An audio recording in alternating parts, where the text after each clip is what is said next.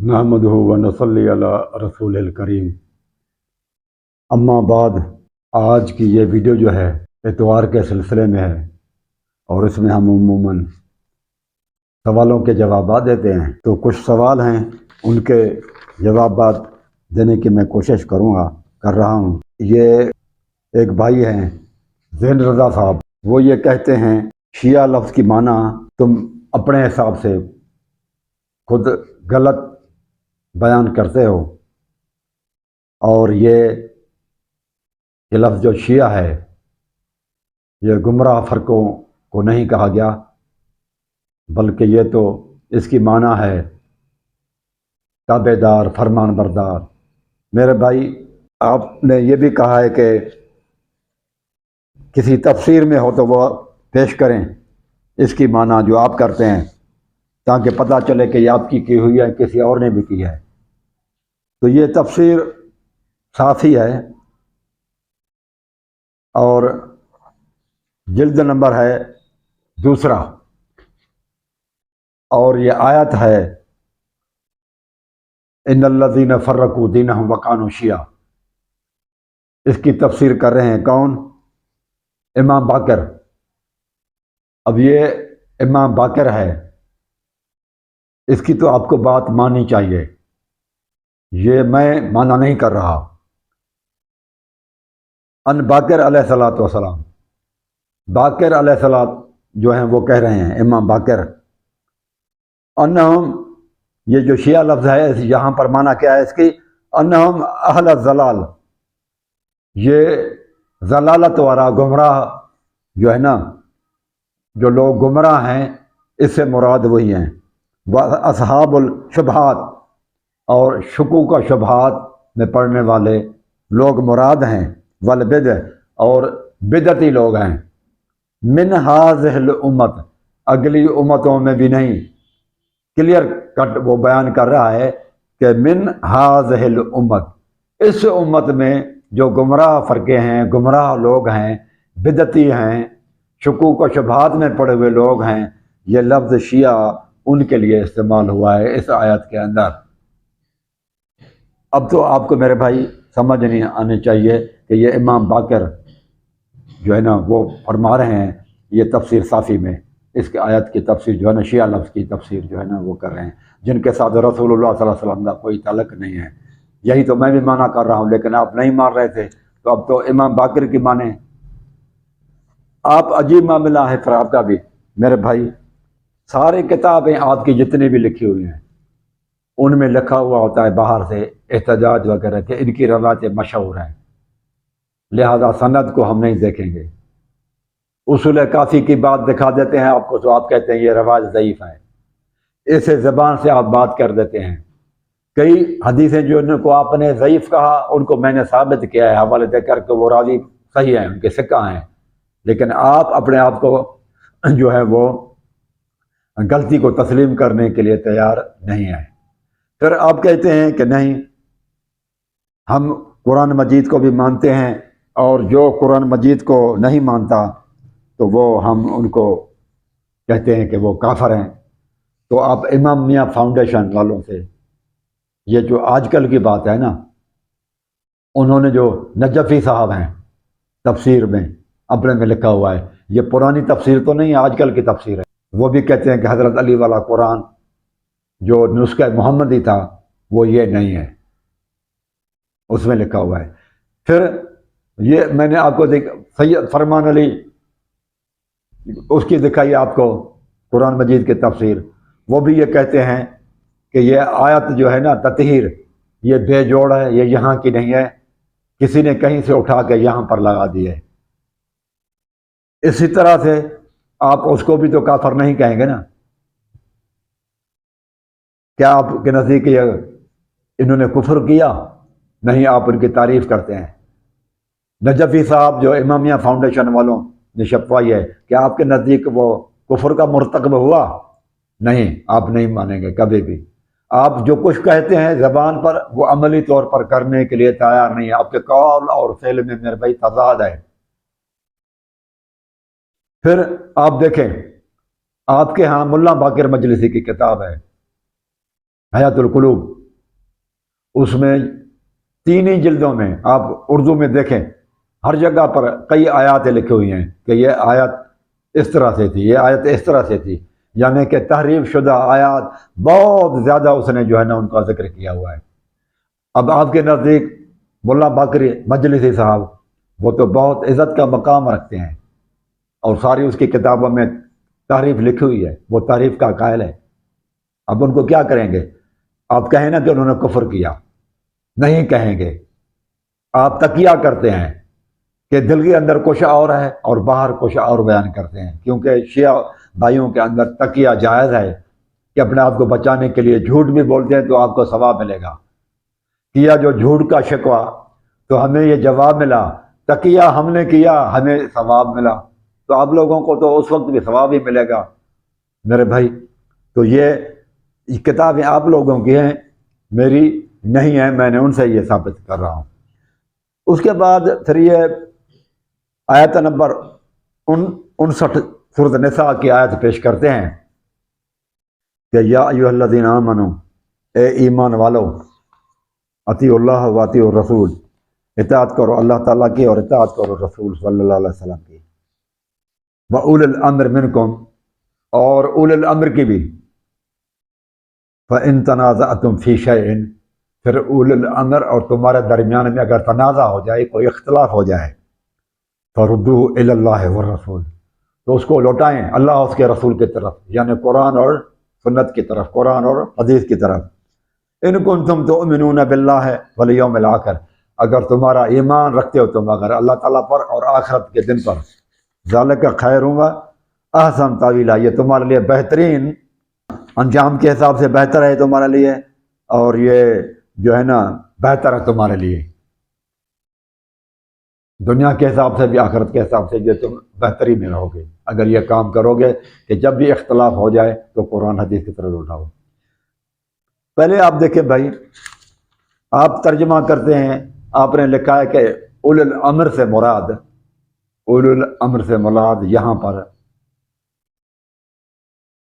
12 امام ہیں، حضرت علی سے لے کر امام مہدی تک۔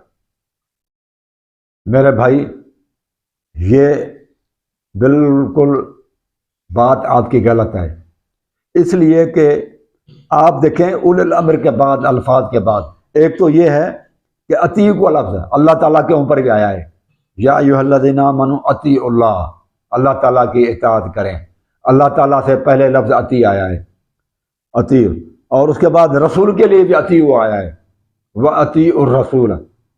لیکن جب اول الامر کی بات آئی تو اس کے اوپر اس سے پہلے اطیعوا کا لفظ نہیں آیا، اسے نہیں آیا کہ یا ایھا الذین آمنوا اطیعوا اللہ واطیعوا الرسول واطیعوا اولی الامر منکم، ایسا نہیں آیا۔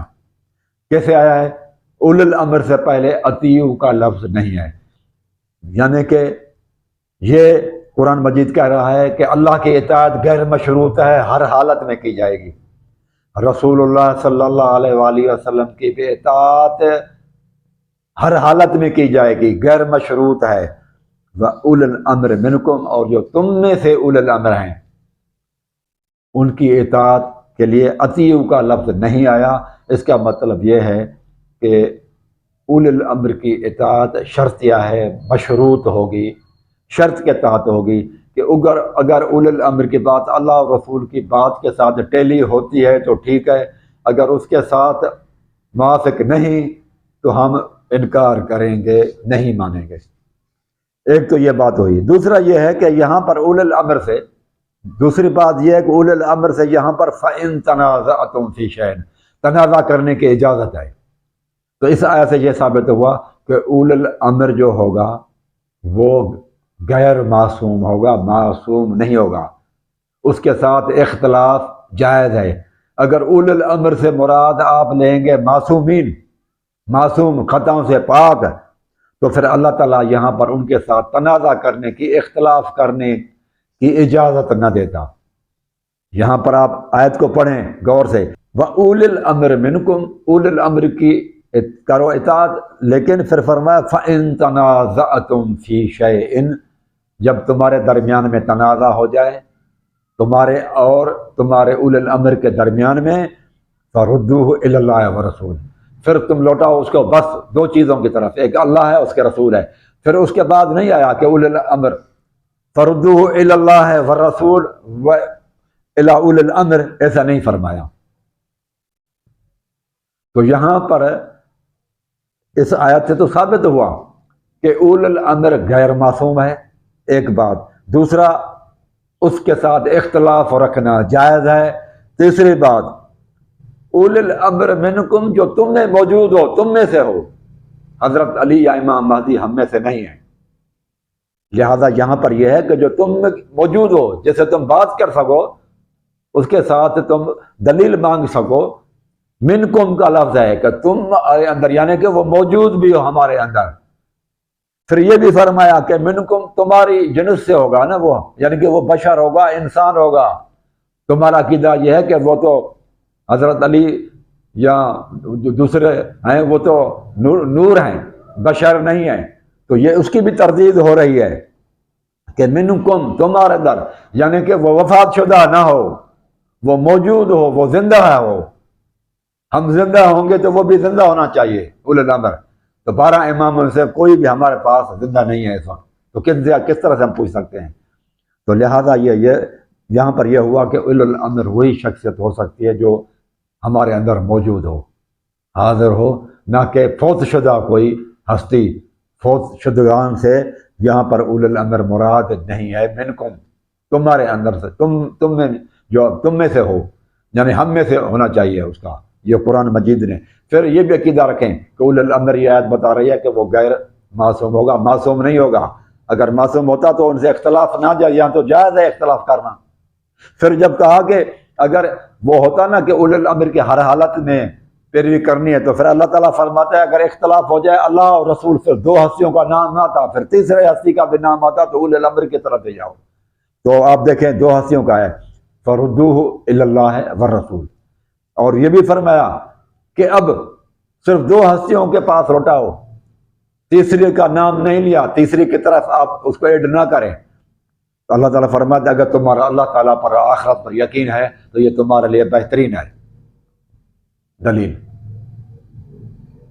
اگر اس کا مطلب اگر کوئی شخص اس پر کہ دو چیزوں کی طرف لوٹانا ہے، صرف اللہ رسول کی طرف، کسی کو اچھا نہیں لگتا، تو وہ اس کا اللہ تعالیٰ پر اور قیامت پر یقین نہیں ہے۔ یہ ہے قرآن مجید کی ایک اور آیت ہے۔ تو یہ قرآن مجید کی آیات سے میں نے آپ کو کر رہا ہوں۔ اس کے بعد ایک اور ہمارے بھائی ہیں، انگلینڈ میں رہتے ہیں، تو انہوں نے سوال کیا ہے، مشرک کا ذبیحہ نہیں کھانا چاہیے، جو لوگ شرک کرتے ہیں۔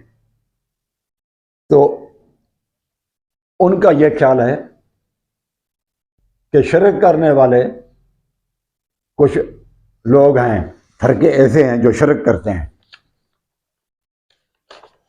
تو انہوں نے اشارہ کیا ہے اہل سنت کے فرقوں کی طرف اور اہل تشیع کے فرقے کی طرف، کیونکہ ان کے اندر شرک پایا جاتا ہے، لہذا ان کا ذبیحہ نہیں کھانا چاہیے، مشرکین کا۔ آیت نمبر 5 ہے سورۃ مائدہ کی۔ اللہ تعالیٰ فرماتا ہے وَطَعَامُ الَّذِينَ أُوتُوا الْكِتَابَ حِلٌّ لَكُمْ، کھانا جو ہے نا اہل کتاب کا تمہارے لیے حلال ہے، وَطَعَامُكُمْ حِلٌّ لَهُمْ، اور تمہارا کھانا ان کے لیے حلال ہے۔ تو یہاں پر طعام سے مراد، یہ ابن کثیر ہے، تفسیر ابن کثیر، اس میں لکھا ہوا ہے کہ طعام سے مراد ذبیحہ ہے، طعام سے مراد ذبیحہ ہے کہ ان کا ذبیحہ آپ کھا سکتے ہیں، لیکن شرط یہ ہے کہ جو اہل کتاب میں سے ہیں وہ ذبح کرتے وقت اللہ سبحانہ و تعالیٰ کا نام لیں، اللہ تبارک و تعالیٰ کا نام لینا ضروری ہے۔ فَكُلُوا مِمَّا أَمْسَكْنَا عَلَيْكُمْ وَاذْكُرُوا اسْمَ اللَّهِ عَلَيْهِ وَاتَّقُوا اللَّهَ، یہاں پر الفاظ ہیں وَاذْكُرُوا اسْمَ اللَّهِ عَلَيْهِ، جس پر اللہ تبارک و تعالیٰ کا نام پڑھا گیا ہو، ذکر کیا گیا ہو ذبح کرتے وقت۔ یہ آیت ہے قرآن مجید کی آیت نمبر 4 سورۃ مائدہ، وہ آیت نمبر 5 تھی۔ تو شرط یہ ہے کہ اللہ تبارک و تعالیٰ کا نام لیا جائے تو وہ حلال ہے، اور یہ بھی بتا دیا گیا کہ تمام اہل کتاب کا وہ کھانا جائز ہے۔ اور یہاں پر ابن کثیر میں حدیثیں دی گئی ہیں کہ رسول اللہ صلی اللہ علیہ وآلہ وسلم خیبر والوں نے سالم بھنی ہوئی ایک بکری حضور صلی اللہ علیہ وسلم کو تحفے میں دی، یعنی خیبر والوں کے مقصد یہ کہ یہودیوں نے، جن کے شانے کے گوشت کو انہوں نے زہر آلودہ کر رکھا تھا، کیونکہ انہیں معلوم تھا کہ حضور کو شانے کا گوشت پسند ہے۔ چنانچہ آپ صلی اللہ علیہ وسلم نے ان کا یہی گوشت لے کر منہ میں رکھ کر دانتوں سے توڑا تو فرمان باری سے اس شانے نے کہا مجھ میں زہر ملا ہوا ہے۔ وہ گوشت نے بات کی رسول اللہ صلی اللہ علیہ وسلم، اللہ تعالیٰ کو ان کو حکم، آپ نے اسی وقت اس کے تھوک دیا اور اس کا اثر آپ کے سامنے کہ دانتوں میں کچھ رہ گیا۔ اور اسی وقت حضرت ایک صحابی تھا بشر بن برا بن معرور رضی اللہ تعالیٰ عنہ، جو اس کے اثر سے بہت شہید ہو گئے۔ لیکن یہ کئی انہوں نے حدیثیں پیش کی ہیں اس آیت کے جو ہے نا شان میں، یہ سورۃ مائدہ آیت نمبر 5 تفسیر ابن کثیر۔ تو جب یہود و نصارہ بسم اللہ پڑھ کر اللہ تعالیٰ کا نام لے کر کوئی ذبیحہ کریں تو ہم ان کا کھانا کھا سکتے ہیں، قرآن مجید کی اجازت ہے، تو رسول اللہ صلی اللہ علیہ وسلم کی حدیث تائید ہوتی ہے۔ تفسیر ابن کثیر کے اندر وہ حدیثیں موجود ہیں۔ تو جو کم گناہ گار لوگ ہیں وہ تو کٹر مشرک ہیں، یہود و نصارہ۔ تو اس سے یہ معلوم ہوا کہ جو کم گناہ گار ہیں ان سے جب یہود و نصارہ کا ذبیحہ ہم کھا سکتے ہیں، تو پھر جو کلمہ پڑھنے والے ہیں، مسلمان ہیں، ان کا بھی ذبیحہ ہم کھا سکتے ہیں، جائز ہے، حرام نہیں ہوگا۔ اگر آپ ایک بڑی برائی کو قبول کرتے ہیں تو چھوٹی برائی کو تو قبول کرنا پڑے گا نا۔ تو جب رسول اللہ صلی اللہ علیہ وسلم نے بسم اللہ پڑھ کر، تو آج کوئی بھی اگر مسلمانوں میں سے اگر وہ شرک بھی کر رہا ہے لیکن وہ ذبیحہ کرتے وقت اللہ تعالیٰ کا نام لے رہا ہے تو اس کا ذبیحہ ہمیں کھانا چاہیے، اور یہ قرآن مجید کی اجازت ہے۔ جب یہودیوں کا کھانا حلال ہے ذبیحہ، تو مسلمانوں کا کیوں نہیں ہے؟ تو یہ جواب ہے منظور امن صاحب کو۔ تو آج بس یہ سوالات تھے، ان کے جواب دیے گئے، پھر انشاءاللہ تعالی اگلے مرتبہ اتوار کو۔ جزاک اللہ خیر۔